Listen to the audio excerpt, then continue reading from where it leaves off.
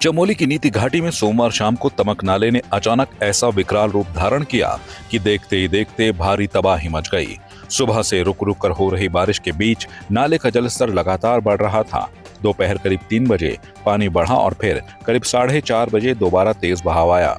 उस वक्त पुल के आसपास खेतों और सड़क को नुकसान पहुंचा, लेकिन असली तबाही शाम करीब 5 बजे हुई।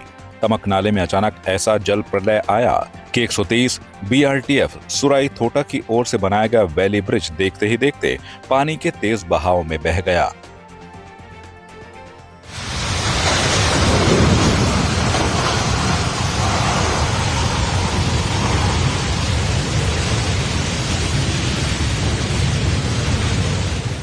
पुल के साथ आसपास का इलाका भी मलबे और पानी की चपेट में आ गया। हादसे के दौरान सीमा सड़क संगठन के कर्मचारी अपनी जान बचाने के लिए सुरक्षित जगह की ओर भागे। बताया जा रहा है कि इसी दौरान हवलदार पंकज बाढ़ की चपेट में आ गए और लापता हो गए। पुल के पास खड़ा BRO को कैंपर वाहन भी तेज बहाव में बह गया।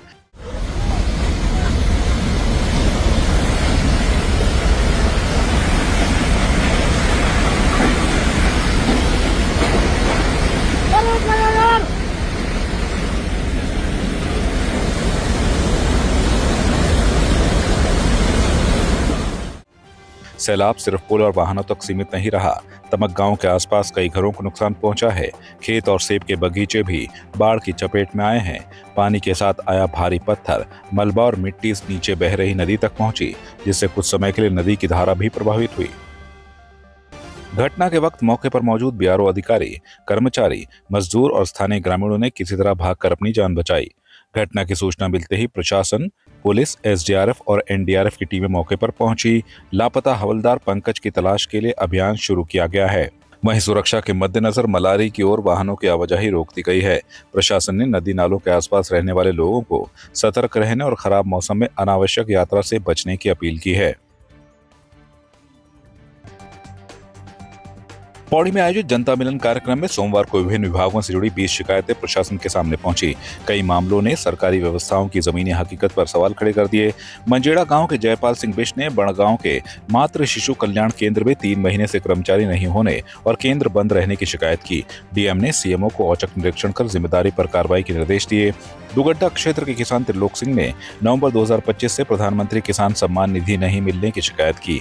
वहीं थली दांधली के ग्रामीणों ने पेयजल संकट का मामला उठाया, जिस पर JE को मौके पर भेजकर समाधान के निर्देश दिए गए। तरपाली गांव में भूमि अधिग्रहण और रिखणीखाल में बाघ तेंदुए की बढ़ती गतिविधियों से जुड़े मामले भी सामने आए।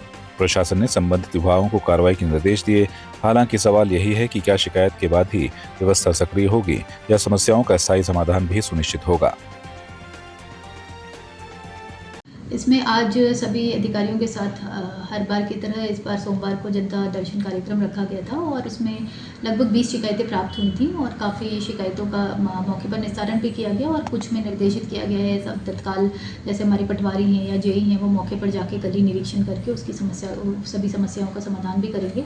और साथ में हमारे जो पूर्व की कुछ शिकायतें थी उसमें से ज़्यादातर यथा समय निस्तारित हो रही हैं, लेकिन जो पेंडिंग रह जा रही है उसकी भी समीक्षा की गई।